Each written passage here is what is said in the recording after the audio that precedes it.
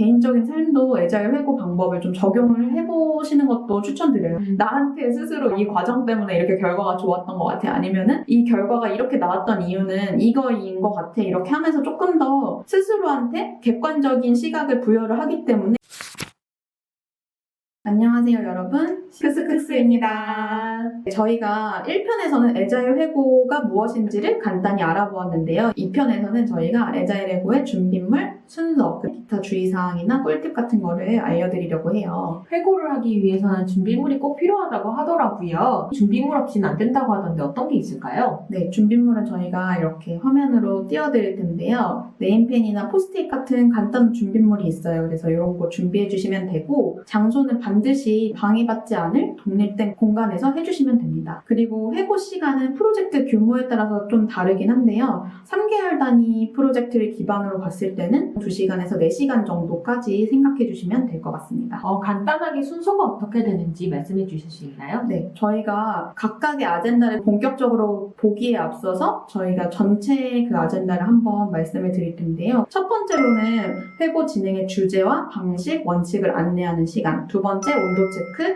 세 번째 이슈 도출하기, 네 번째 이슈 리뷰, 다섯 번째 이슈 투표, 여섯 번째 투표 결과 확인, 일곱 번째 투표의 이유를 피칭하는 시간, 여덟 번째 최종 목표를 결정하는 시간, 아홉 번째 최종 목표에 대한 액션 플랜을 논의하는 시간, 마지막으로 회고에 대한 회고와 마무리 온도 체크까지 이렇게 10단계로 구성되어 있습니다. 와, 10가지라니 생각보다 순서가 정말 디테일하게 나눠져 있는 것 같아요. 첫 번째 순서부터 알려주실 수 있나요? 회고를 본격적으로 시작하기에 앞서서 참여자 전원에게 회고가 어떤 회의인지를 투명하게 알려드리는 시간이에요. 그래서 회고 마스터, 회고 진행자가 진행을 하는 시간인데요. 10분 정도로 회고 주제를 안내하고 방식이랑 그다음 원칙까지 안내하는 시간이에요. 회고 주제 같은 경우에는 특정 프로젝트면 프로젝트를 회고하고 아니면은 몇 개월 단위로 회고를 진행하기 때문에 예를 들면은 지난 6개월간의 세일즈 팀의 업무 회고를 진행하겠습니다. 이런 식으로 간단하게 주제를 말씀을 해주시면 될 것 같고, 방식 같은 경우에는 방금 저희가 말씀드린 것처럼 회고 진행의 순서를 간단하게 안내를 해주시면 돼요. 순서를 안내를 해주시면서 첨언을 해주셔야 되는 부분이 지금 기억을 다 안 하셔도 된다. 진행하시다 보면은 알 수밖에 없다. 긴장을 풀어주실 만한 말씀을 꼭 해주셔야 되고, 그리고 중요한 게 스마트를 알려드려야 되는 건데요. 이거는 애자일 회고뿐만 아니라 많은 애자일 방법론에서 원칙에서 사용하는 프레임워크예요. 스마트가 도출할 액션 플랜의 조건을 이제 설명하는 건데요. S는 스페시픽이라고 구체적인 목표여야만 한다.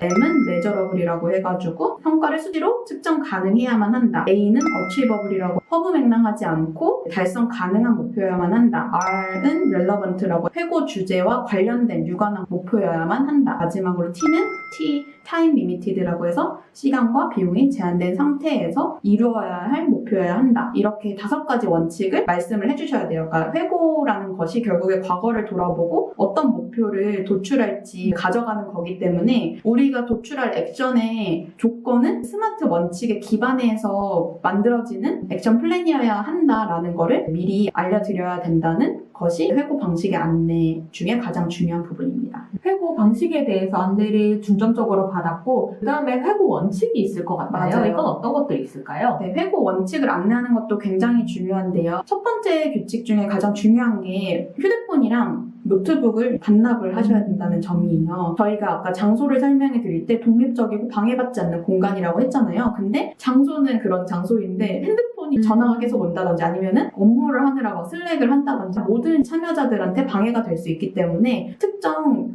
순서 외에는 핸드폰을 반납해야 된다는 게 첫 번째 원칙이고요. 두 번째는 발언의 감정을 배제해야 된다는 원칙이 있어요. 예를 들면은 버그가 너무 많아서 저는 좀 너무 힘들고 기분 나빴어요. 이렇게 말을 하는 거는 감정이 포함된 발언이라고 이해를 해주시면 되고, 예를 들면 그 똑같은 버그를 주제로 인입권이 작년에 비해서 한 3배 정도 늘었는데 그 이유는 버그가 작년에 비해서 한 3배 정도 늘었기 때문인 것 같아요. 이런 식으로 팩트 기반으로 말을 하는 게 회고의 중요한 원칙 중에 하나거든요. 이거를 말씀을 해주셔야 되고, 세 번째 원칙은 회고 시간에 정말 치열하게 토론을 하되 결과가 나온 거는 승복해야 된다라는 거예요. 많은 스타트업에서 가져가는 업무 철학 중에 하나이기도 한데요. 저희가 회고 시간을 2시간에서 4시간을 뺀다는 것은 그것도 한두 명도 아니고 6명에서 10명의 시간을 그렇게 뺀다는 것은 정말 중요하니까 그렇게 회고 시간을 갖는 거잖아요. 근데 결과가 도출이 됐는데 이거를 승복하지 않고 지키지 않는다면 회고의 시간이 굉장히 무의미해질 수밖에 없기 때문에 그 시간 동안은 치열하게 논의하고 결과가 나오면 그걸 승복해야 된다라는 게 회고의 중요한 원칙 중에 하나입니다. 첫 번째 순서는 진행자분께서 주제를 얘기해주고 회고 방식을 얘기하고 네. 원칙을 설명하기 때문에 정말 처음을 열어주는 네. 아주 중요한 역할을 하시는 부분인 것 같아요. 네. 두 번째, 온도 체크는 어떤 게 있을까요? 온도 체크 같은 경우에는 단어만 들으면 코로나를 떠올리실 수도 있는데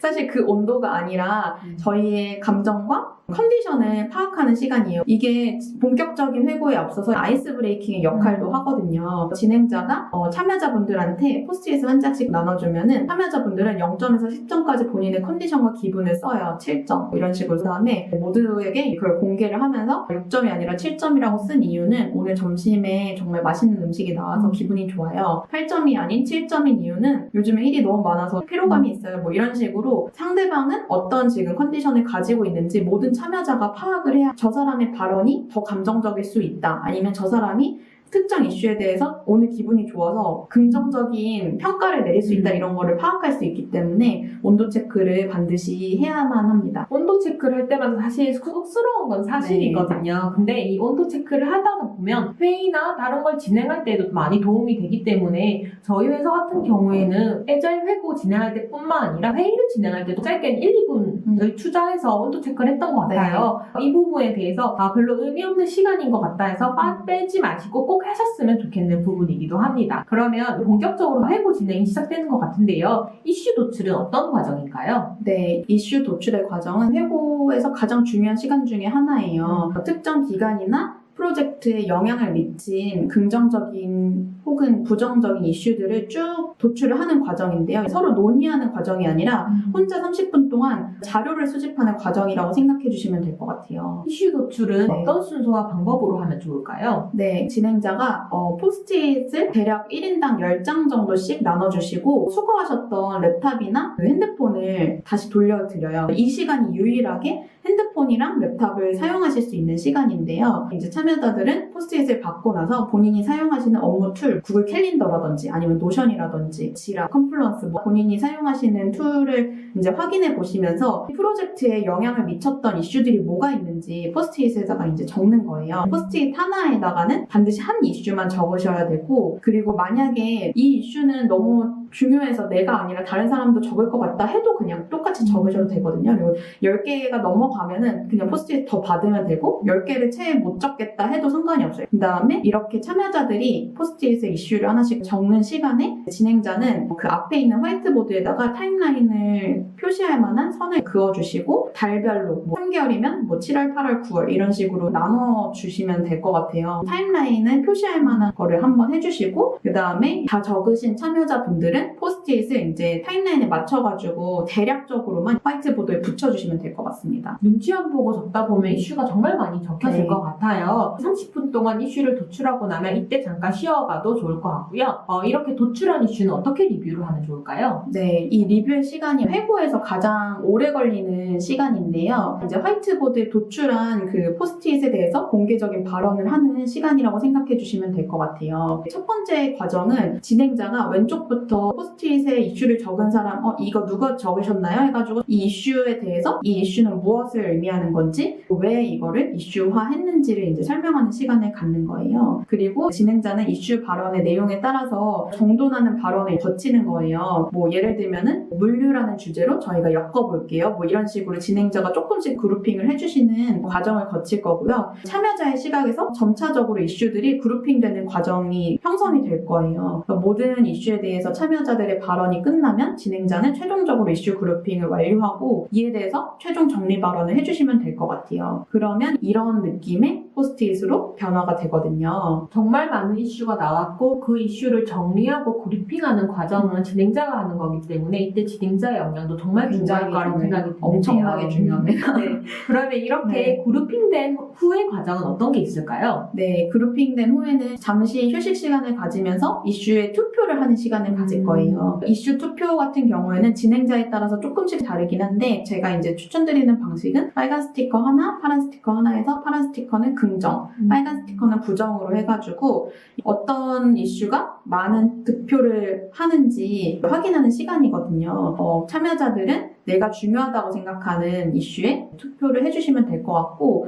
같은 이슈라고 해도 어떤 분들은 이거는 긍정이다라고 보시는 분들이 계신 반면에 어떤 분들은 부정이라고 생각해가지고 한 포스트잇에 빨강이랑 파랑이 같이 붙어있는 경우도 굉장히 많거든요. 그래서 그 점도 염두에 두시면 좋을 것 같아요. 그럼 투표를 했으니까 이제 결과를 확인해야겠죠? 네, 이 시간은 투표 결과 확인하고 그 다음에 최종으로 투표 이슈를 피칭하는 시간이라고 생각해 주시면 될 것 같아요. 진행자가 봤을 때 0표를 받은 포스트잇들이 대거 나오게 돼요. 0표 받은 거는 제거를 해주시고 한 표라도 받은 건 사진에 딱 찍어 놔주시고 그 다음에 투표 결과를 모두가 한 번씩 쭉 확인을 하는 거예요. 그 다음에 투표를 한 이유에 대해서 한 번씩 이제 발언을 하는 거예요. 그러면은 내가 생각했을 때는 A 이슈가 더 중요하다고 생각해서 A에 투표를 했는데 저분 얘기를 들어보니까 B 이슈가 더 중요했구나 이런 식으로 마음을 정리하는 시간을 갖게 되거든요. 진행자 같은 경우에는 생각해보니까 A랑 B랑 들어보니까 결국에 같은 말을 다른 워딩으로 했었구나 해가지고 그걸 또 그룹핑을 하는 경우가 있어요. 그래서 A가 2표, B가 1표를 받았으면 그룹핑이 되면서 1표로 득표가 더 높아지는 경우도 있기도 하고 이거는 진행자의 방식에 따라서 달라지는 부분이라고 생각해 주시면 될 것 같아요. 각자 생각했던 이슈에 대해서 다시 한번 투표를 한 번 더 하는 시간을 갖는 이 과정에서는 우리가 피칭했던 내용을 토대로 스티커를 하나씩만 받아가지고 최종적으로 이슈에 투표를 하는 거예요. 그러면 최종으로 하나만 나오는 건데 진행자는 최종으로 도출된 이슈를 기반으로 목표를 이끌어내는 거예요. 최종 목표가 나왔고 이제 이 다음 시간이 어떻게 보면 회고에서 가장 중요한 시간이라고 생각이 드는데요. 이 다음 스텝은 액션 플랜을 브레인스토밍 하는 시간이에요. 목표가 이제 나왔잖아요. 중요한 아젠다가 도출이 됐잖아요. 뭘 해야 되지? 라는 것을 3개에서 5개 정도의 액션 플랜을 리스트업하는 시간이라고 생각해 주시면 될 것 같아요. 바로 이때가 앞서 말씀드린 스마트 이제 프레임워크가 작용을 하는 때인데요. 이거에 맞게끔 액션 플랜을 3개에서 5개 정도로 리스트업하는 거고 모두가 빠르게 브레인스토밍 한 거기 때문에 엄청난 아이디어일 필요는 없고 그리고 저희가 사실 한 2시간을 논의를 했잖아요. 이미 달궈진 상태이기 때문에 논의 과정에서 액션 플랜들이 도출이 될 가능성이 높아요. 그거를 리스트업하는 과정이라고 생각해 주시면 될 것 같습니다. 그 다음 이건 제가 회고했던 시간 가장 좋아했던 시간인데요. 회고에 대한 회고 이거는 무엇일까요? 회고 또한 다음 회고 때는 더 개선할 점이 있을 테고 이번에 좋았던 점이 있을 것 같아요. 그래서 이 회고에 대한 이제 회고를 진행을 하는 건데요. 진행자가 포스트잇을 한 장씩 또 나눠줘요. 그러면은 플러스 마이너스를 적고 참여자분들이 회고에서 좋았던 점, 안 좋았던 점을 하나씩 발표를 하는 시간이고 회고에 대한 회고가 끝나면 최종 온도 체크까지 하면은 회고가 마무리된다고 생각해 주시면 될 것 같아요. 최종 온도 체크를 하는 이유는 우리가 처음에 온도 체크했을 때 7점이었던 사람은 6점으로 오히려 떨어졌을 수도 있고 9점으로 올라갔을 수도 있고 아니면 똑같아요 이렇게 얘기를 할 수가 있거든요. 그렇게 온도 체크를 최종적으로 한 다음에 회고가 끝난다고 이해를 해주시면 될 것 같습니다. 회고가 끝난 다음에 회고보다 더 중요한 순서가 남아있는 것 같아요. 회고가 끝나고 할 일이 회고보다 한 100배 정도 중요한 것 같아요. 네, 이걸 하지 않으면 네. 회고를 한 의미가 없어지는 거죠. 그렇죠. 그래서 회고가 끝나고 진행자와 참여자가 이제 각각 다른 할 일이 있는데요. 진행자 같은 경우에는 지금까지 사진 찍어놨던 그런 자료들을 다 구글 드라이브라든지 뭐 노션이라든지 이런 데다가 올려놓으셔야 되고 그리고 우리가 최종적으로 도출을 했던 목표라든지 아니면 액션 플랜들을 조금 간단하게 서머라이징 해가지고 슬랙 같은 사내 메신저에다가 모두가 볼 수 있게 공개를 해놓는 게 회고 진행자가 해야 될 마지막 일이고요. 참여자 같은 경우에는 우리가 액션 플랜을 3개에서 5개 정도 도출을 하다 보니까 그거에 대한 그 담당자, 주요 PM이 도출이 됐을 거 아니에요. 그러면은 그 PM이 킥오프부터 시작해가지고 실질적으로 반영하는 역할을 하는 것이 참여자가 해야 될 가장 중요한 일인 거예요. 근데 이거를 안 하면 사실 회고를 한 목적이 전혀 없거든요. 네. 그리고 중요한 거는 다음 회고 때 우리가 도출했던 이 회고의 결과를 얼마나 반영했는지를 다시 한번 돌아보는 시간을 갖는 것이 회고 참여자가 해야 될 중요한 업무 중에 하나입니다. 마지막 일을 실천하는 거 잊지 않으셨으면 네. 좋겠고요. 저희가 오늘은 애자일 회고 방법에 대해서 정말 자세하고 정석적인 방법으로 저희가 알아봤는데요. 네. 언제나 이거를 지키면서 할 수는 없을 것 같아요. 혹시 애자일 회고를 진행하는 꿀팁 같은 게 있을까요? 첫 번째로는 회고 시간이 너무 길어져서 엄두를 못 하시는 분들을 위해서 말씀을 드리자면 이슈를 수집하는 시간이 30분 정도 있었잖아요. 그거를 회고 시간에 하는 게 아니라 각자 구글 스프레드시트 같은 데다가 이슈를 먼저 준비를 해놓는 것도 좋아요. 그거는 객관적인 이슈를 도출만 하면 되는 거기 때문에 논의를 하는 게 아니라 개인적인 자료 수집에 있잖아요. 이슈를 구글 시트에다가 적어두면은 진행자가 미리 포스트잇에다가 적어가지고 올 수가 있거든요. 그러면은 30분을 세이브할 수 있는 방법이 있는 건 거죠. 두 번째는 업무뿐만 아니라 개인적인 삶도 애자일 회고 방법을 좀 적용을 해보시는 것도 추천드려요. 1편에서도 설명드렸다시피 저 같은 경우에는 월간, 연간으로 회고를 진행을 하고 있거든요. 그렇게 하게 되면은 조금 더 성취감이 있는 것 같아요. 1편에서 말씀드린 장점 중에 동기부여의 선순환. 선순환 구조를 만드는 것처럼 나한테 스스로 이 과정 때문에 이렇게 결과가 좋았던 것 같아. 아니면은 이 결과가 이렇게 나왔던 이유는 이거인 것 같아. 이렇게 하면서 조금 더 스스로한테 객관적인 시각을 부여를 하기 때문에 오히려 더 동기부여가 크게 되는 것 같더라고요. 네, 저는 회사에서 1인 팀으로 네. 많이 일을 했던 사람이라고 말씀을 드렸었는데요. 나는 1인 팀이기 때문에 회고를 하기 애매해. 나 때문에 진행자를 한 명 데리고 오기도 애매해. 이렇게 생각하시는 분들도 있으실 거라고 생각해요. 저 같은 경우에는 진행자 없이 회고를 네. 했었는데요. 상황에 맞게 제가 이 회고를 진행했었고 이걸 통해서 어떻게 나는 방향을 나아가야 스스로 조금 돌아보는 계기를 많이 마련했던 것 같아요. 그래서 1인 팀이어도 꼭 한 번씩 회고를 해보시는 거를 추천드립니다. 일부러 긴 호흡의 회고, 애자일 회고 방법론을 저희가 알려드린 것이 10스텝으로 구성되어 있는 긴 호흡의 애자일 회고 방법을 알게 되면은 이걸 하다 보면은 더 이 회고의 의미를 알게 되는데 이게 결국에는 이 의미다라는 것을 알고 있으면 조금 더 거기에 많은 의미를 투여해가지고 진짜로 돌아보는 시간을 가질 것 같고 아까 소연님 말씀 주신 것처럼 10단계를 뭐 2단계 정도로만 사용을 할 수 있거든요. 그렇게만 해주셔도 업무에 많은 도움이 될 것 같습니다. 저희가 1편에서는 애자일 회고는 무엇인지, 장단점은 무엇인지, CX 매니저가 애자일 회고 진행자를 하는 좋은 점은 무엇인지를 알아봤고요. 2편에서는 애자일 회고 방법에 대해서 저희가 자세하게 알아봤는데요. 제가 브런치에 해당 내용을 매뉴얼화해서 올려놨으니까 한번 확인해 보셔도 좋을 것 같고 그리고 1편에서도 언급드린 애자일 회고라는 책도 참고해 주셔도 좋을 것 같습니다. 그럼 다음에도 또 재밌고 유익한 내용으로 찾아올게요. 안녕!